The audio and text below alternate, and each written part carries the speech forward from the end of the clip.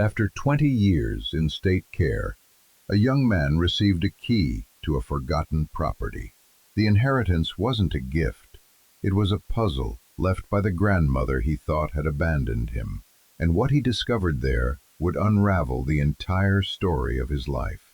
If you've ever felt like a piece of your own story was missing, or that the world had already decided who you were, then I need you to listen, because this isn't just about my past. It's about how any of us can find our way back to a home we never knew we had. The day I turned 21 was the day I legally ceased to exist, at least as far as the state of New York was concerned. For 2 decades, I was Leo Vance, ward number 734. I was a file in a cabinet, a line item in a budget, a bed in a series of dormitories that smelled of industrial cleaner and quiet desperation. Then, on a Tuesday in October, I was just Leo. No number, no file, no bed. I was standing on the cracked pavement in front of the Northwood Group Home, the last stop on my tour of institutional childhood, holding a single, sad-looking cardboard box. It contained everything I owned: 3 changes of clothes, a worn copy of a book someone had left behind years ago, a toothbrush, and a small stack of papers that officially declared me an adult, and therefore someone else's problem. The air was cold, sharp with the promise of a winter I had no plan for. The sky was a flat, unforgiving gray. It felt appropriate. The director, a man named Mr. Harris, whose face I can only remember as a permanent wince, had shaken my hand with the enthusiasm of someone handling a dirty rag. "Good luck out there, son," he'd said, his eyes already looking past me to the next piece of paperwork on his desk. And that was it. 20 years, condensed into a limp handshake and a generic farewell. I had $400 in my pocket, a transitional stipend meant to last until I found a job and a place to live. In the city, that was a joke. It was maybe a week if I was lucky. I was standing there, a ghost haunting the edge of my own life, when a car I didn't recognize pulled up to the curb. It was a modest, sensible sedan, the kind that blends into any parking lot. The window rolled down, and a woman with tired, kind eyes peered out. "Leo?" I didn't recognize her at first. Then it clicked. Ms. Albright. My last social worker, the one who handled the final stages of my aging out process. I thought I was done with her, with all of them. "I was hoping I'd catch you," she said, gesturing to the passenger seat. "Get in for a minute, it's cold." I hesitated. Part of me wanted to just walk away, to sever the final thread connecting me to that life. But she had an expression on her face I hadn't seen before. It wasn't pity, and it wasn't professional duty. It was something else, something heavy. I got in the car. The inside was warm and smelled faintly of coffee and paper. She turned down the radio, which had been playing softly, and faced me. "There's one last thing," she said, her voice low. "This was left in your file. The instructions were very specific. It wasn't to be given to you until your 21st birthday, no sooner." She reached into a tote bag on the back seat and pulled out a small rectangular box, not much bigger than a book. It was old, made of dark, polished wood, but it was grimy with age. She handed it to me. It had weight. I turned it over in my hands. There was no lock, just a simple brass clasp. "What is it?" I asked. My voice sounded hollow. "It was deposited with the agency the same week you were," she explained, choosing her words carefully. "By a law firm. There was a letter with it, stipulating the terms. We were to hold it. That's all the file says." I looked from the box to her face. The questions were piling up so fast in my head, I couldn't get one out. My hands were trembling slightly as I fumbled with the clasp. It sprung open with a soft click. The inside was lined with faded velvet, the color of a deep bruise. Nestled in the center were three things. The first was a key. It was heavy, iron, and ornate, the kind you see in movies about castles and dungeons. It was rusted in places, but the teeth were sharp and complex. The second was a document, folded into a small, thick square and yellowed with age. I carefully unfolded it. It was a property deed. The paper was brittle, the ink faded to a brownish gray. The name on it was Elara Vance, my grandmother. The property was listed as 14 Sparrow Creek Lane, in a township I'd never heard of, somewhere upstate. And the third item was a small, cream-colored envelope, sealed with a wax stamp that had long ago crumbled, leaving only a faint, indistinct impression. My name, Leo, was written on the front in a looping, elegant script that felt like a message from another century. Elara Vance, I whispered, the name feeling foreign and familiar at the same time. The official story, the one I'd been told 100 times, was simple. My parents died in a car accident when I was a baby. My grandmother, my only living relative, had surrendered me to the state and disappeared. She didn't want me. That was the bedrock of my identity. I was the boy who wasn't wanted. Miss Albright sighed, a long, weary sound. Leo, I have to give you this, too. She handed me a crisp, modern envelope, a stark contrast to the ancient contents of the box. It was from a company called Pioneer Development.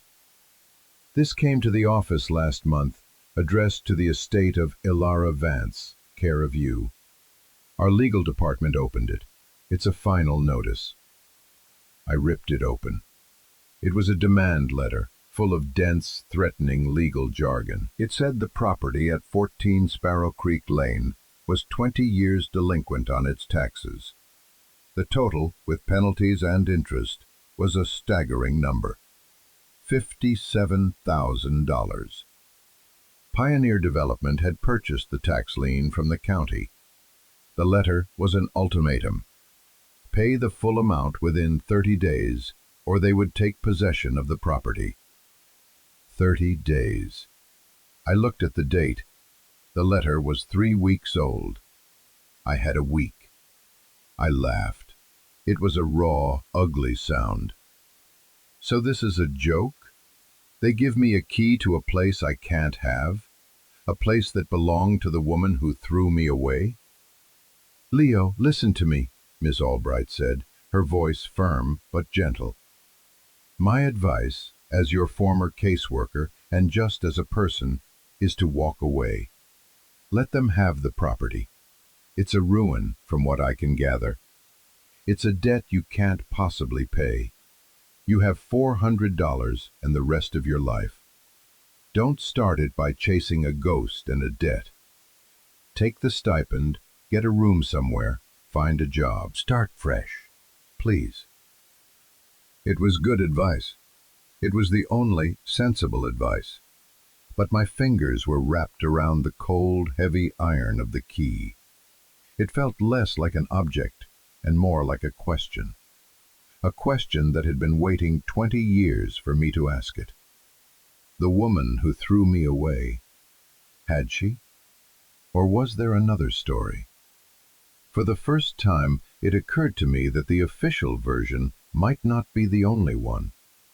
This box, this key, it wasn't the act of someone who wanted to disappear without a trace. It was the act of someone who wanted to be found. I looked at Miss Albright, at her worried face. Where is Sparrow Creek? I asked. Her shoulders slumped. She knew she'd lost. She pulled out her phone and tapped on a map. It's a long way from here, she said softly. A very long way. The bus ride was a descent, a slow, grinding journey from the frantic, vertical energy of the city into the flat, horizontal quiet of the countryside. I'd spent my entire life surrounded by noise, by the constant hum of people and traffic, the shouts in the yard, the clanging of doors. The further the bus got from the city, the more the silence began to press in on me.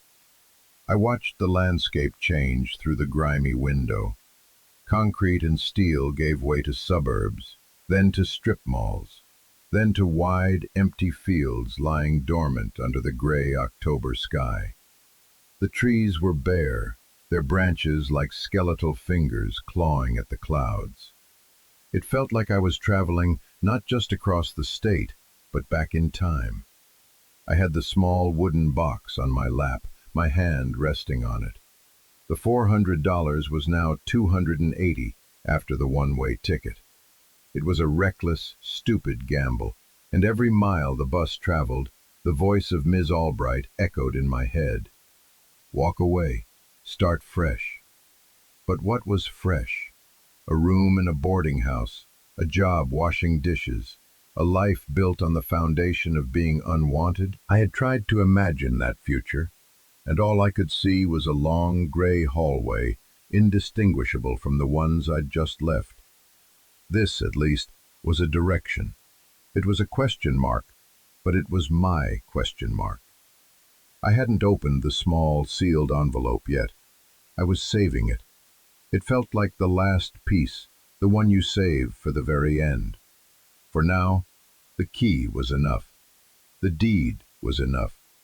They were tangible proof that another story existed. The journey took 8 hours. The sun was setting by the time the bus wheezed to a stop in a town called Port Henry. It wasn't Sparrow Creek, but it was the closest stop. The town was a handful of streets huddled by the edge of a vast, dark lake. The air that hit me when the doors opened was different.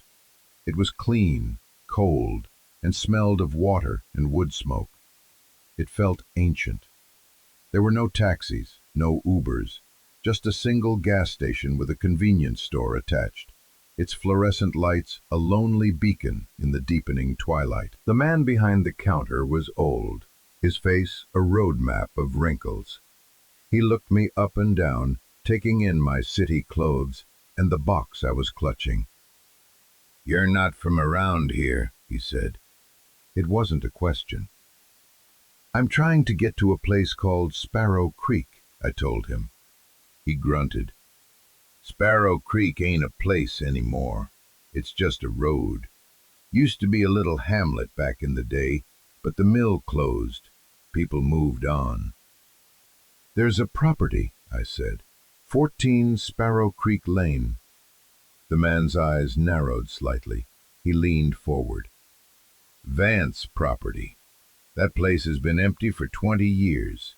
You a relation?" "Her grandson," I said, the words feeling strange and heavy in my mouth. He was quiet for a long moment, studying my face.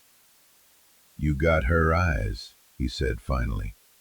"Figured someone would come for it eventually, though I figured it'd be the bank, not family."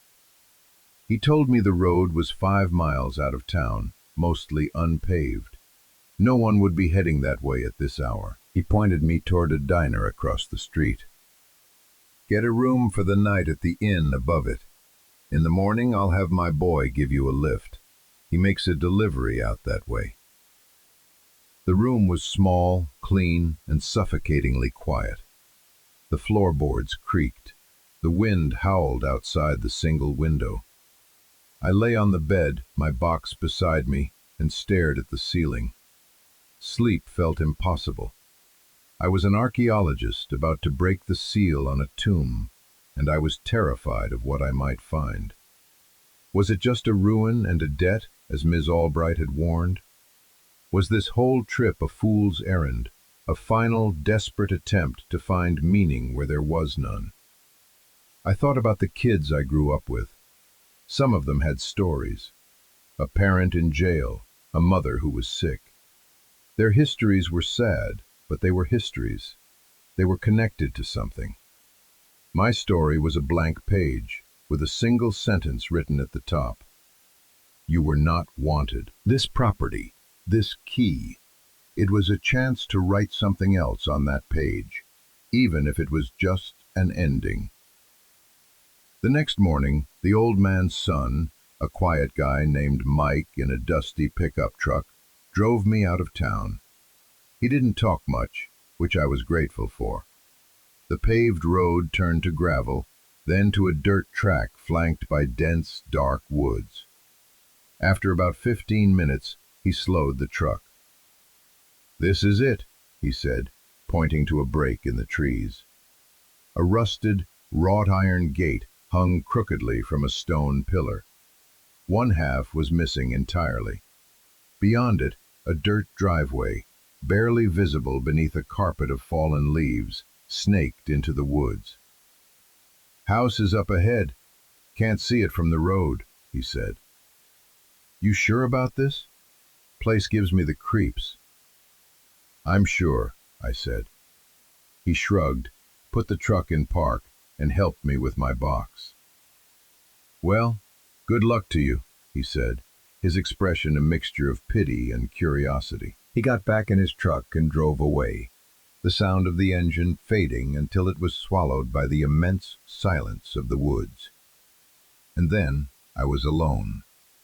The air was still and cold. The only sound was the rustle of leaves in a faint breeze. I pushed the broken gate open further. It groaned in protest. I walked up the driveway. The leaves crunched under my feet, the sound unnervingly loud. After about 100 yards, the trees opened up, and I saw it. The house wasn't large. It was a simple, 2-story farmhouse, with a wide, sagging porch. The paint had long since peeled away, leaving the wood a silvery, weathered gray. The windows were dark and empty, like vacant eyes. To the left stood the skeleton of a barn, its roof caved in, its walls leaning at an impossible angle. The whole place looked like it was slowly being reclaimed by the forest, pulled back into the earth. It was derelict. It was a ruin. But it was also beautiful. It didn't feel menacing. It felt sad, like it was waiting for someone. I walked up the 3 steps to the porch. They creaked under my weight, but held. The front door was painted a faded blue, a single splash of color in a world of gray and brown. The keyhole was dark with rust. I stood there for a long time, just looking at the door. This was it, the threshold. Behind this door lay either answers or a final, crushing disappointment. My hand was shaking again as I pulled the heavy iron key from my pocket. I slid it into the lock. It was stiff, and for a heart-stopping moment, I thought it wouldn't turn. It was all a mistake. The key was for something else, some other lock, some other life. I put my other hand on it, took a deep breath, and turned with all my strength. There was a loud, grating crack as years of rust and neglect gave way. The lock clicked. It was the loudest sound I had ever heard. I turned the knob, pushed, and the door swung inward with a low, mournful groan, opening into darkness. The air that rushed out to meet me was thick and musty, the smell of trapped time.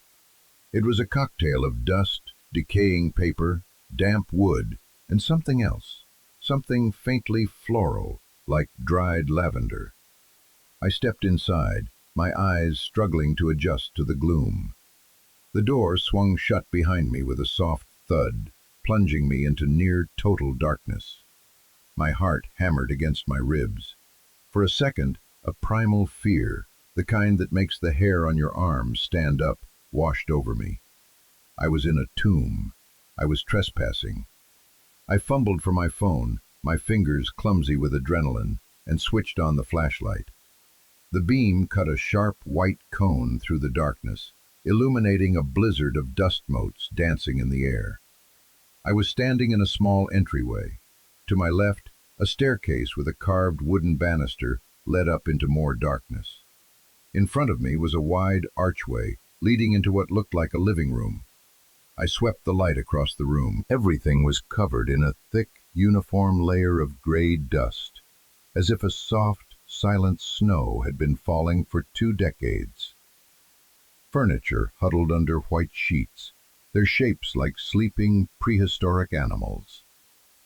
A grand stone fireplace dominated the far wall, its hearth filled with the blackened remains of a long dead fire.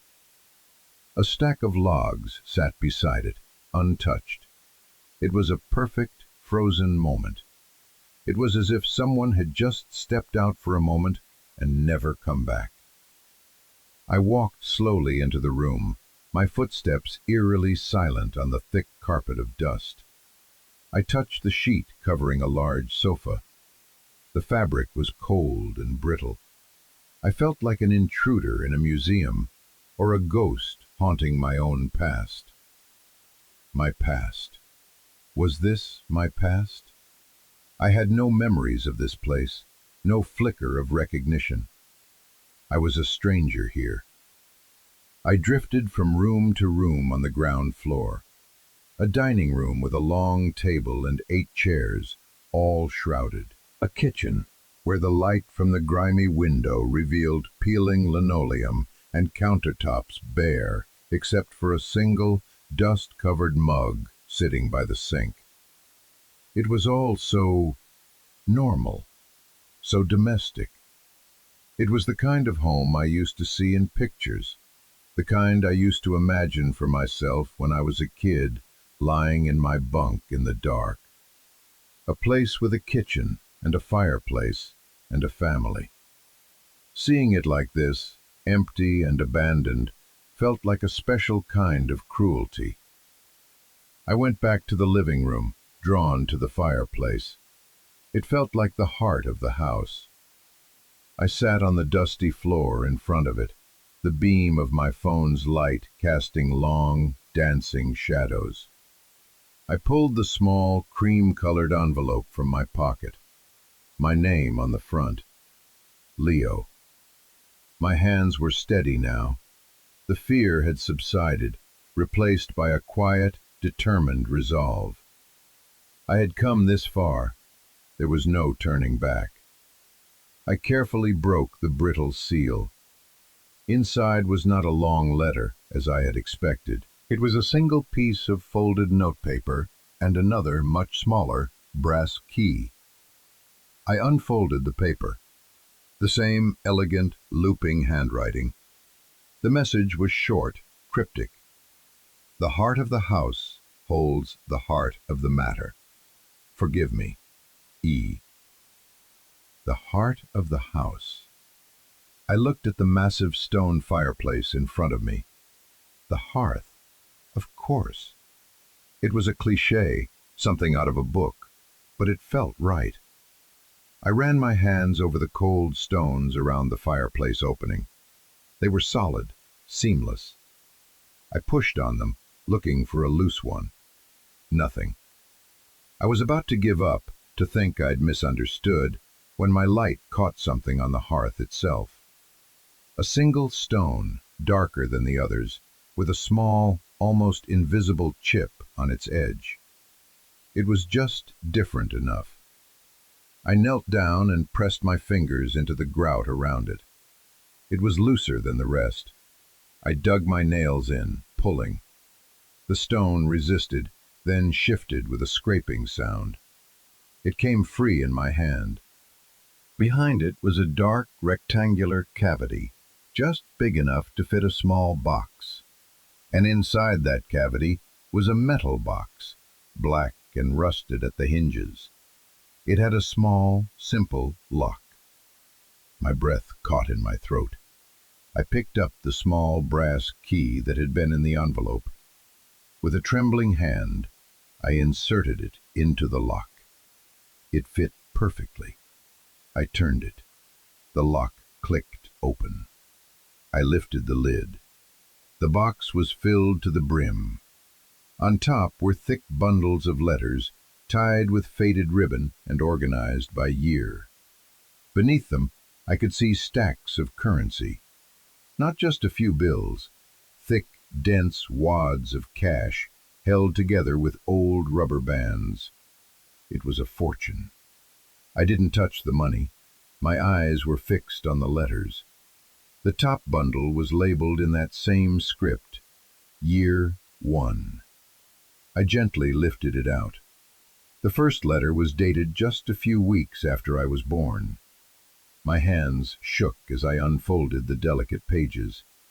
The ink was clear, the words stark against the cream paper. "My dearest Leo," the letter began, "I am writing this even though you will not read it for a very, very long time.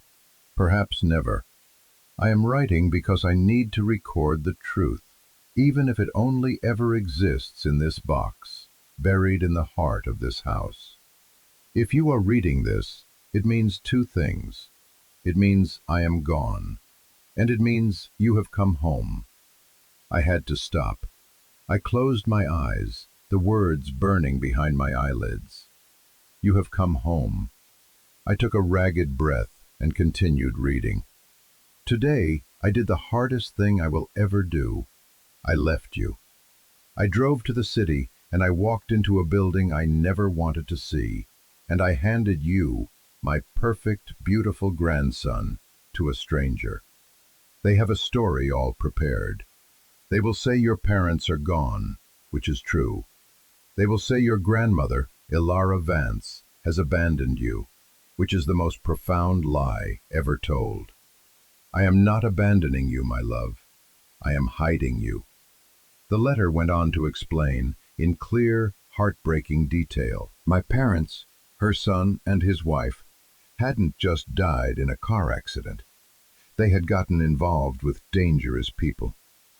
My father, a gifted accountant, had been doing bookkeeping for a criminal syndicate.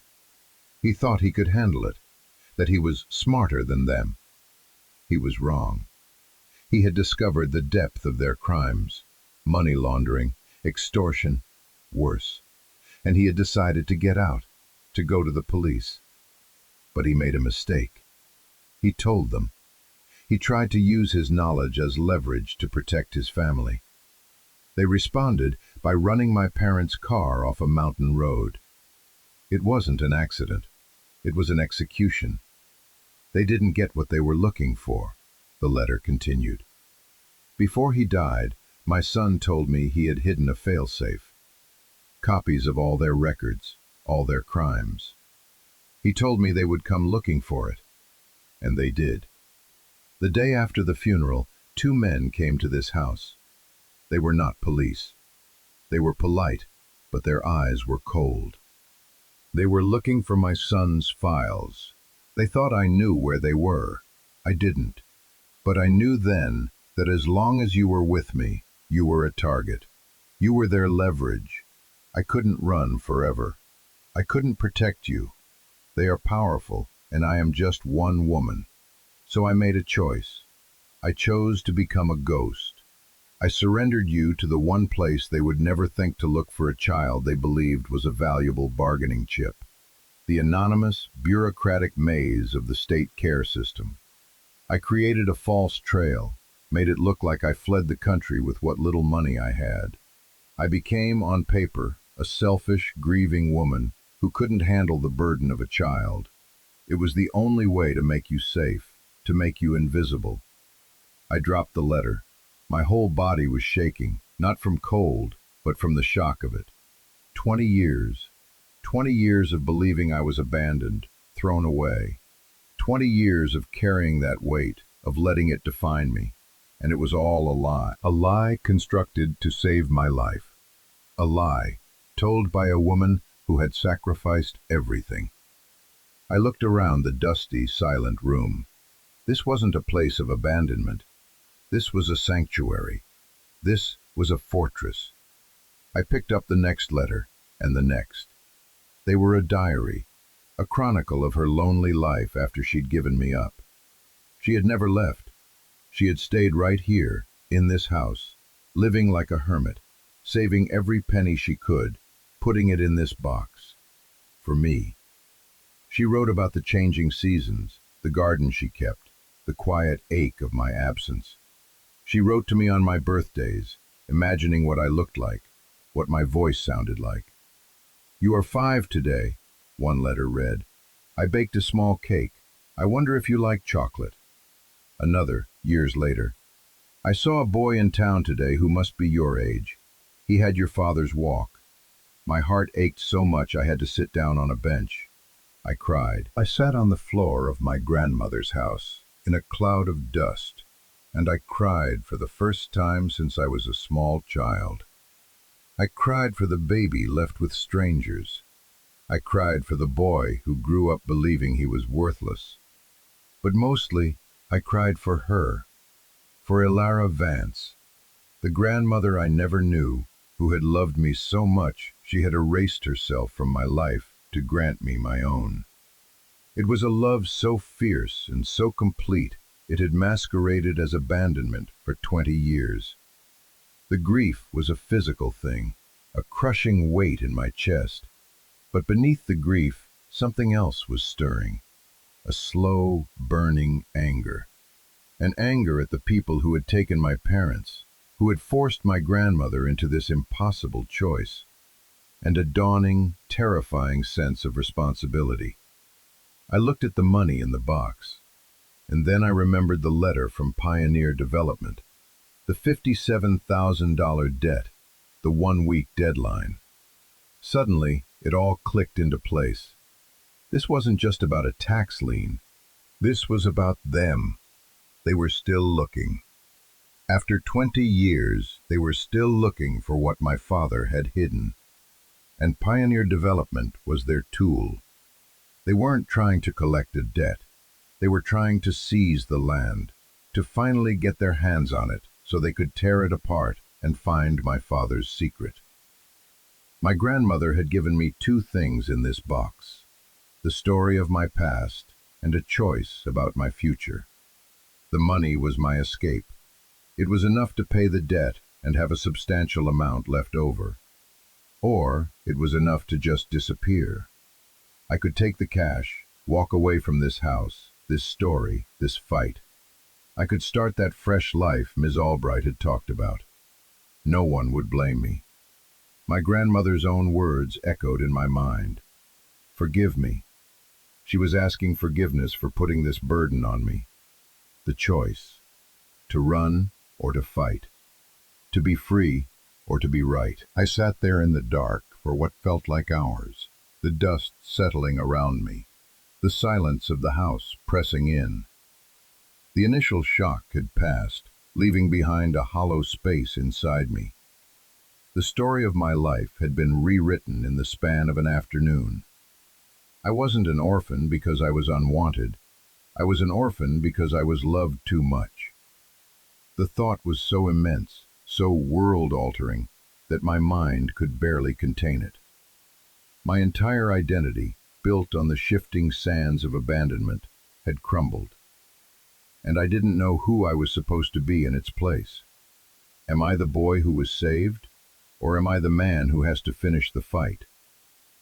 I looked at the contents of the box again. The letters, a testament to a grandmother's fierce, hidden love. And the money. So much money. I'd never seen anything like it. It was a physical manifestation of her sacrifice. Years of scrimping and saving, all for me. It was a ticket to anywhere. I could walk out of this house, leave the key on the table, and never look back. I could buy a car, rent an apartment in a city where no one knew my name. I could go to college. I could be normal. The thought was intoxicating. It was a siren song, promising a life free from ghosts and debts and dangerous, faceless men. A life without the weight of this house, this land, this story. It was everything I had ever dreamed of in the lonely quiet of the group home. Why shouldn't I take it? She saved me. She gave me this chance. Her letters were full of hope for my future, a future she bought for me at the cost of her own. Wouldn't taking the money and living a full, happy life be the ultimate tribute to her sacrifice? But then I looked around the room, at the sheet-draped furniture, at the cold hearth. This house wasn't just a property. It was her. It was the last piece of her left in the world. It was a monument to her love and her pain. Letting Pioneer Development take it felt like letting them win. It felt like letting them desecrate her grave. It felt like betraying her all over again. The anger I'd felt earlier returned, a low, steady burn. These people, this syndicate, this Pioneer Development, they were not just a faceless corporation on a letterhead. They were the architects of my entire life's tragedy. They took my parents. They forced my grandmother into a living death of solitude and grief. They made me an orphan. And now, after all that, they were coming for the last thing my family had. This small patch of earth, this broken-down house. My inheritance. Not the money, the home, the story. What would she want me to do? Her letters were full of love and longing, but underneath it all, there was a spine of steel. The woman who made this choice, who lived this life, she wasn't a victim. She was a fighter. She fought in the only way she could, with silence and patience and cunning. She hid me, and she left me this arsenal: the truth, the money, and the choice. The final letter in the box, the one I hadn't read yet, was in a separate sealed envelope. It was thicker than the others. The front simply said, "For when you are ready to choose." I think this is a good moment to pause, because what I was feeling in that dusty room is something I think a lot of us have to face at some point. It's that moment when you realize your life is no longer just happening to you. It's the moment you're handed a choice that will define who you are, not just what's been done to you. Have you ever had a moment like that? A crossroads, where the easy path and the right path are two very different roads. If this is hitting home for you, if you've ever had to stare down your own past and make a choice that scared you to death, let me know. This community is for people who get it. And if you're finding value in this story, please consider subscribing. Your support means I can keep sharing these stories. Stories about finding our strength when we thought we had none left. Now let's get back to the house and to the final letter. I knew, with a certainty that settled deep in my bones, that reading it would be the point of no return. My fingers were trembling as I broke the seal. This letter was different. The handwriting was the same, but it was shakier, the lines less certain. It was dated a little over a year ago. It was her last will and testament, not in a legal sense, but in a moral one. "My dearest boy," it began, "if you are reading this, my time is over, and your time is beginning. I feel it in my bones. This old house and I are getting tired together. There are things I have not told you in the other letters, truths I shielded you from, because they are heavy, and I wanted you to have a choice unburdened by duty. But if you have chosen to read this, you are asking for the burden. So here it is." She confirmed my suspicions. Pioneer Development was a front. She had been watching them for years. They'd been buying up properties in the area, using legal loopholes and financial pressure. But hers was the one they truly wanted. Your father was not just a bookkeeper, Leo. He was a good man who made a bad decision and then tried to make it right. Before he and your mother died, he told me what he had done. He didn't just have copies of their financial ledgers. He had everything. Names, dates, secret accounts, records of their intimidation tactics. It was a complete anatomy of their criminal enterprise. He called it his confession and his penance. He hid it, not in the house. They searched the house top to bottom after I left. They were thorough.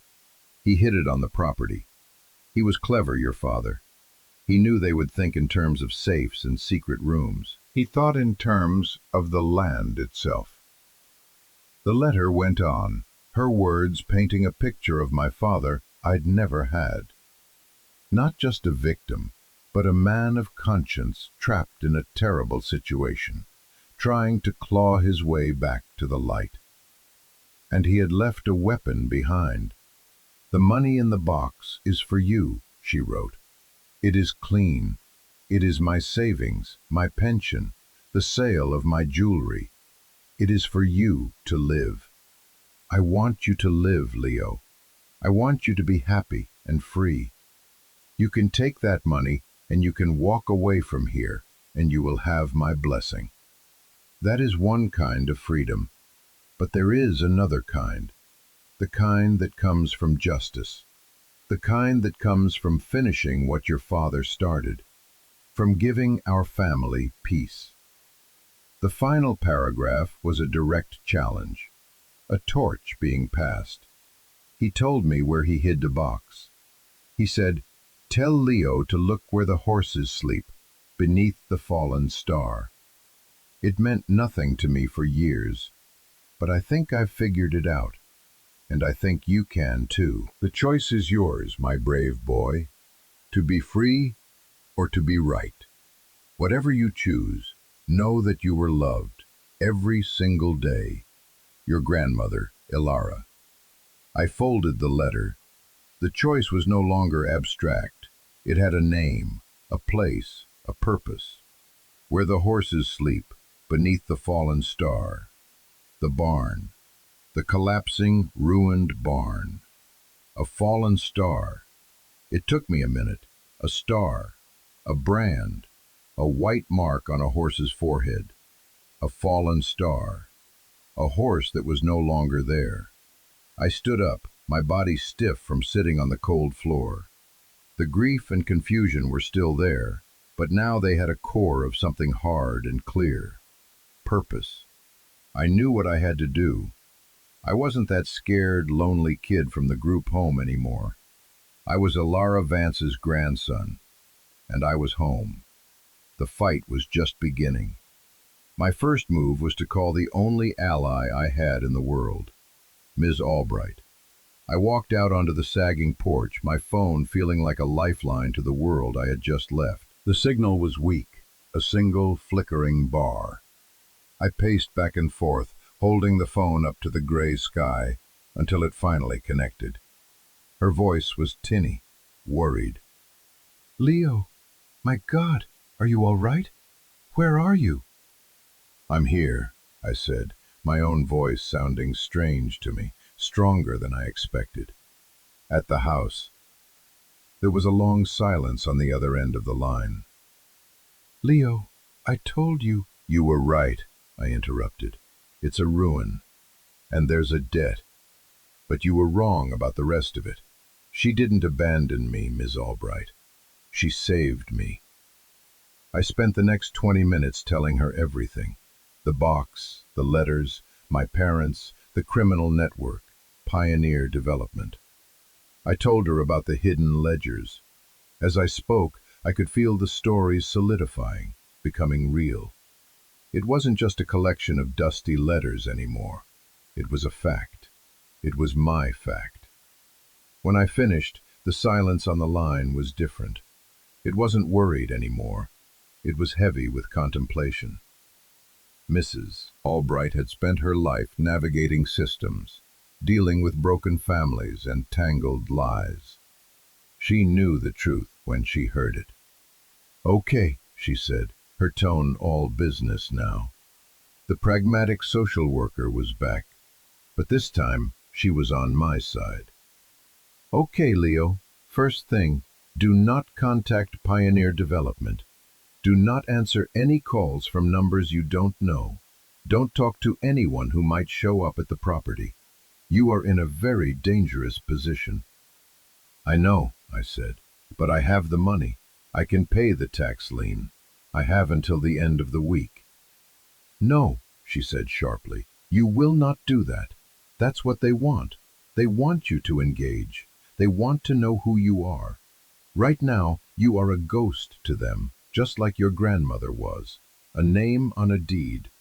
The moment you walk into that county office with a bag of cash, you become a person, a target. We need to be smarter than that."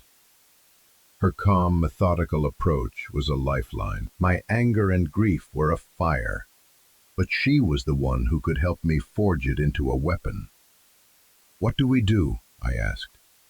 "We need a lawyer," she said. "Not just any lawyer. Someone who understands this kind of thing. Someone who won't be intimidated. I know a guy. He runs a non-profit that deals with corporate malfeasance and organized crime cases. He owes me a favor. His name is David Davies. I'll call him. You stay put. And Leo, find that box. But for God's sake, be careful." The call ended, and I was alone again, but not entirely. I had a plan. I had an ally, and I had a riddle to solve. Where the horses sleep, beneath the fallen star. I walked toward the barn. It was in even worse shape up close than it was from the house. The roof had caved in on one side, leaving a gaping hole to the sky. The huge sliding doors had fallen off their runners and lay half buried in weeds and mud. The whole structure leaned, groaning with every gust of wind, looking like one strong storm would bring it all down. I squeezed through a gap in the wall. The inside smelled of hay, rot, and rain. Light streamed in through the hole in the roof, illuminating a chaotic scene of collapsed beams, broken equipment, and thick green moss growing over everything. There were 4 stalls on the far side, their wooden doors hanging from single hinges, where the horses sleep. I made my way over to the stalls, my feet sinking into the soft, damp earth of the floor. 3 of the stalls were empty, filled with debris, but the 4th one, the one on the end, was different. Nailed to the front of it was a small wooden plaque, so weathered the writing was almost illegible. I ran my fingers over it, clearing away the grime. I could just make out the name carved into the wood. Stardust, a fallen star. My heart was pounding. This was it. I pushed the stall door, which fell off its last hinge and crashed to the ground. The stall was empty, but the floor was different from the others. Instead of packed earth, it was covered with heavy oak floorboards. They were warped and swollen from years of damp, but they were solid. I got down on my hands and knees, running my flashlight over the wood. I was looking for a seam, a handle, a sign of a trap door. Nothing. The boards were seamless. I remembered my father's cleverness, what my grandmother had written. He wouldn't think in terms of simple trap doors. I thought about the riddle again. Beneath the fallen star. Not just in the stall named Stardust, beneath the horse itself. I paced the small enclosure. A horse would stand in the middle of the stall. I stood where I imagined its center of mass would be. I stomped my foot. The sound was a dull thud. I moved a few feet to the left and stomped again. Thud. I moved to the front of the stall, near where the feed trough would have been. I stomped. This time, the sound was different, a hollow echo. I knelt down again, examining the boards in that spot more closely. I ran my fingers along the edges. One board seemed to have a slightly wider gap around it than the others. I took out my pocket knife, a cheap thing I had had for years, and wedged the tip into the gap. I pried. The wood groaned. I put all my weight into it, and with a splintering crack, the board lifted. It wasn't a trap door. It was just a single, removable plank. And beneath it, nestled in the dark, dry earth, was another metal box. This one was larger than the one in the house, a military-style ammunition can, painted olive drab. It was heavy. I lifted it out of the hole and carried it back to the house, my mind racing. This was my father's secret, his confession and his penance. I set the box on the dusty dining room table. There were two latches on the front. They weren't locked. I took a deep breath, and I opened them. It wasn't filled with money. It was filled with paper. Stacks of accounting ledgers, their columns filled with my father's neat, precise handwriting. Bundles of receipts and invoices held together with paper clips that were now just flakes of rust. There were floppy disks, actual floppy disks from the 1990s. And there was a cassette tape, the kind for a micro recorder, labeled with a single word: testimony. This was it. The entire criminal history of a powerful organization, compiled by the man who knew it best. It was a bomb, and I was holding the detonator. My phone rang, making me jump. It was an unknown number. My first instinct was to follow Ms. Albright's advice and ignore it, but something told me to answer. "Hello?" I said, my voice barely a whisper. "Is this Leo Vance?" The voice on the other end was smooth, calm, and deeply unsettling. It was the kind of voice that never needed to be raised. "We understand you've taken an interest in a property previously owned by your grandmother, the one at 14 Sparrow Creek Lane." It was them, Pioneer Development, or whoever was behind them. "Who is this?" I asked, trying to keep my voice steady. "Let's just say we are the inheritors of your father's business arrangements," the voice said. "And we have a proposition for you. That property is a liability. It's worthless, but we are prepared to be generous. We will forgive the entire tax debt, and we will pay you $100,000 in cash for the deed. You sign it over, you walk away, and this chapter of your family's unfortunate history is closed for good." It was a test and a threat. They were offering me an easy way out, but the unspoken part of the offer was clear: take the deal or else. They didn't know I had found the box. They were just trying to buy the land, to get to the prize they assumed was still buried. $100,000. On top of the money my grandmother had left me. It was a fortune. It was a life-changing amount of money. For a moment, the siren song returned. Take it. Run. Be rich. Be safe. Be free. But I looked at the box on the table. My father's penance. My grandmother's sacrifice.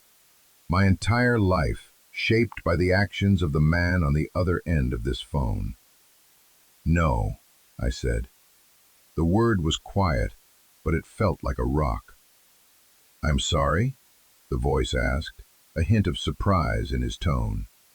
"The property is not for sale," I said, and I hung up the phone. The adrenaline was pumping through me so hard I felt dizzy. I had just declared war. The choice was made. There was no going back now. My phone buzzed again. A text from Ms. Albright. "Davies is in. He's one of the best. He'll call you in the morning. He says to sit tight and touch nothing." I looked at the ammunition can. Touch nothing. Too late for that. But as I stood there, in the silence of my family's home, surrounded by the ghosts of their choices, I didn't feel scared. I felt ready. The next morning would bring the lawyers and the start of a new, more complicated battle. But for the rest of that day, I did something else. I started to clean. I found a broom in a closet, and I began to sweep. I swept away the dust of 20 years, not to erase the past, but to make room for the future. My future, in my house. The call from David Davies came at 9 o'clock the next morning, sharp. His voice was the opposite of the man from Pioneer Development. It was gravelly, impatient, and utterly unimpressed by anything. "Albright filled me in," he said, dispensing with any pleasantries. "Sounds like you've stepped in it, kid." "It feels that way," I admitted. "Good. Don't get cocky. Cocky gets you dead," he grunted. "Now tell me exactly what you have. Don't summarize. I want an inventory. Every ledger. Every piece of paper. every disc. I spent the next hour on the phone with him, sitting at the dining room table, carefully describing the contents of the ammo can. He listened without interruption, the only sound on his end the occasional scratch of a pen. When I got to the microcassette labeled Testimony, he finally spoke. "That's the ball game," he said, a new energy in his voice. "The paper trail is one thing, it's damning, but a narrative from the inside, from your father, that's the kind of thing that gets indictments. That's the human element." He explained the strategy. It was simple and brilliant. We weren't going to sue Pioneer Development. We weren't going to engage with them at all. We were going to go over their heads, straight to the FBI. These guys, this syndicate, they've been operating for decades by staying in the shadows, using fronts and shell corporations, Davies explained. They're experts at manipulating the civil court system. They'd tie us up in litigation for years, bleed you dry, and bury us in paperwork. We're not playing their game. We're flipping the whole table. He told me he had contacts in the Bureau's white-collar crime and organized crime divisions. He would act as my legal counsel, an intermediary. We would hand over everything, anonymously at first. The evidence would be presented as coming from a confidential informant. My name would be kept out of it for as long as possible, for my own protection. "What about the house?" I asked. "The tax lien. I still have to pay that." "Yes, but not yet," he said. "Let me make a few calls first. I'm going to talk to the county tax assessor. I'm going to talk to the U.S. Attorney's office. We're going to put a freeze on that property, but not in a way they expect. We're going to declare it a potential site in an ongoing federal investigation. Pioneer won't be able to touch it. The county won't be able to seize it. It'll be in legal limbo, which is exactly where we want it." It was a masterful plan. It used the system against itself. It was the kind of clever, strategic thinking my grandmother would have appreciated. The next few days were a blur of activity, all conducted from the quiet isolation of the house. Davies arranged for a bonded courier, a retired state trooper, to come and collect the ammo can. Handing it over was one of the hardest things I'd ever done. It felt like giving away the last piece of my father. But Davies was firm. "It's not yours to keep, kid. It belongs to the justice system now.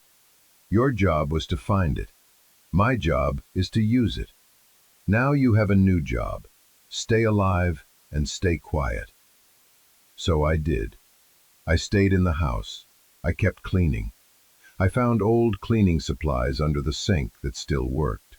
I washed the windows, letting sunlight stream into the house for the first time in a generation. The light changed everything. It chased the ghosts out of the corners, made the place feel less like a tomb and more like a home that had just been sleeping. I found my grandmother's bedroom upstairs. It was simple, neat. A bed, a dresser, a nightstand. On the nightstand was a book of poetry and a framed photograph, face down. I picked it up. It was a picture of a young couple, laughing, holding a baby wrapped in a blue blanket. My parents. And me. I stared at their faces. Faces I had only ever seen in blurry photocopies in my file. Here, they were alive, vibrant, happy. My father had his arm around my mother, and he was looking at her with so much love it was almost painful to see. My mother was looking down at me, her face glowing. I finally knew what they looked like. I put the photograph on the dresser, upright. While the legal battle raged on in a world far away, my own battle was quieter. It was a fight against decay, against time. I learned how to patch a leaky faucet from a video I downloaded on the spotty internet. I learned which floorboards creaked and which were solid. I explored the woods around the property, finding old stone walls, and the remnants of a garden my grandmother had kept. The land was beautiful, wild, and resilient. It was a part of me. A week after I gave the evidence to the courier, I got a call from Davies. "It's done," he said. "The U.S. Attorney is convening a grand jury. They've issued subpoenas to Pioneer Development and a dozen other companies. They've frozen their assets. The hornet's nest has been kicked." "What does that mean for me?" I asked. "It means they're too busy trying to save their own skins to worry about you or a derelict farmhouse. You're safe, for now. And I got the county to put a stay on the tax foreclosure, pending the federal investigation. You have time." He also told me they had digitized the microcassette. My father's voice. He asked if I wanted to hear it. I said no, not yet. I wasn't ready for that ghost. Not yet. Armed with the knowledge that I was safe, I finally went into town. I walked the 5 miles down the dirt road, feeling the sun on my face. The town of Port Henry looked different in the daylight. Less lonely, more settled. I went to the hardware store to buy nails and wood putty. The woman behind the counter had sharp, curious eyes. "You're the Vance boy," she said. "Staying out at the old place. Heard you were fixing it up." News traveled fast in a small town. "I'm trying," I said. "Good," she said, nodding. "That place deserves to have life in it again." Ilara was a good woman. Quiet, but good. She told me about my grandmother. Small things. How she always bought the same brand of tea at the general store. How she would sometimes leave anonymous bags of vegetables from her garden on the church steps. She was painting a portrait for me, filling in the gaps the letters had left. I wasn't just Ilara Vance's grandson anymore. I was Leo, the boy who was fixing up the Vance place. I used the money from the box in the hearth, my grandmother's money, to pay for the supplies. And then I walked to the county records office, not to pay the whole lien, but to make a statement. I paid $1,000 of it, a down payment, a claim. The clerk, a tired-looking man, stamped my receipt. "This is a big debt, son," he said, looking at me over his glasses. "You sure you want to take it on?" I looked at the receipt in my hand. My name, my address, 14 Sparrow Creek Lane. "It's my home," I said, and for the first time, it didn't feel like a lie, or a hope, or a fight. It just felt like the truth. The work was slow. The consequences of my choice weren't a dramatic courtroom showdown, but the daily, aching reality of hard labor. I spent the winter in the house. It was cold. I learned how to build a fire in the fireplace, the same fireplace where I'd found the letters. The warmth from it felt like a connection to her. I bought a small generator and ran extension cords, giving myself light and a little power. I fixed the worst of the leaks in the roof, patching it from the inside as best I could. The barn was a lost cause for now, but the house was coming back to life. It was breathing again, and so was I. The town began to accept me. Mike, the man who had given me a ride, would drop off supplies for me. The woman from the hardware store, her name was Sarah, would give me discounts. The old man at the gas station would just nod at me when I came in, a silent acknowledgement. They weren't my family, but they were a community. They were the roots I never had, slowly, tentatively taking hold in this new soil. One day in early spring, a package arrived. It was from Davies. Inside was a single CD and a note. "The investigation is proceeding. Indictments are expected within the month. I thought you might be ready for this now." It was the recording of my father's testimony. I held it in my hand for a long time. I had a small portable CD player I'd bought. I took it out to the porch. The sun was warm, the trees were budding, the world felt new. I put the CD in, put on the headphones, and pressed play. And for the first time, I heard my father's voice. It was calm, steady, and full of a terrible sadness. He wasn't just listing numbers and names. He was telling a story, his story. A story of regret, of wanting to do the right thing, of his love for his family. "I am doing this for my son," his voice said, cracking with emotion, "so that he can one day know that his father, whatever his mistakes, tried to make things right. So that he can live in a world free of this darkness. I hope he will be proud of me." I sat on that porch and listened to the entire thing, and I finally understood. The inheritance wasn't the house. It wasn't the money. It wasn't even the truth. It was this choice.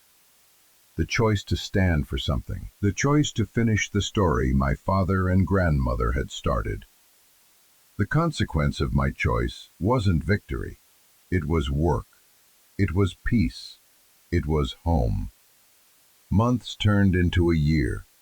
The federal case against the syndicate behind Pioneer Development became a massive, sprawling thing. Names I read in the news, powerful men in expensive suits, were linked to the evidence my father had collected. Their empire, built in the shadows, was being dismantled in the bright glare of public scrutiny. My name was never mentioned. I remained the anonymous informant, a ghost in the machine, just as Davies had planned. He called me occasionally with updates, his gruff voice a comforting presence. The legal pressure on the property vanished. The liens were formally dropped as part of the federal seizure of the syndicate's assets. The house was mine, free and clear. But ownership was never the point. The point was the quiet mornings, the smell of coffee brewing in the kitchen I had slowly rebuilt. The point was the ache in my muscles after a day of clearing brush or replacing a rotten window frame.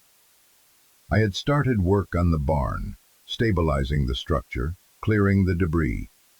It was a Herculean task, but I had time. I had the rest of my life. I never became a rich man. Most of my grandmother's money went into the house. Taxes, materials, tools. I bought a used truck, the same model as Mike's. I took odd jobs in town, helping Sarah at the hardware store, doing landscaping for some of the summer residents. I was no longer a ward of the state or a mysterious recluse. I was just Leo, the guy from the Vance place, a part of the town. One evening I was sitting on the porch, watching the fireflies begin to rise from the fields. The house behind me was no longer a ruin. It was scarred, imperfect, but it was solid. It was warm. There were lights in the windows.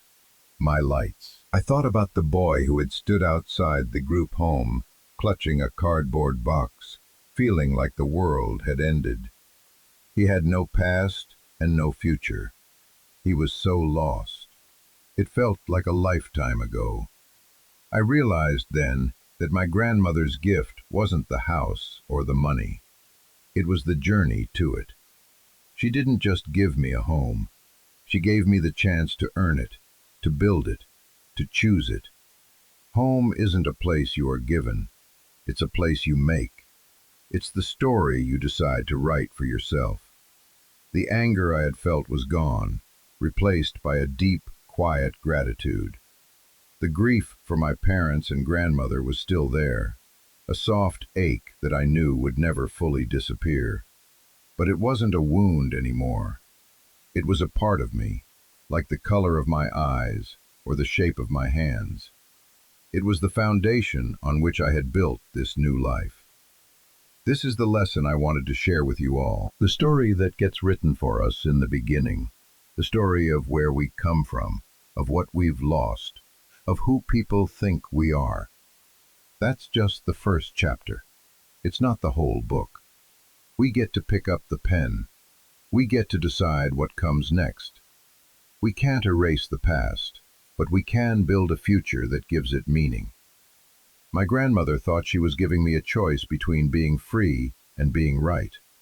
But I think she knew, in her heart, that for me, the only way to be truly free was to do what was right.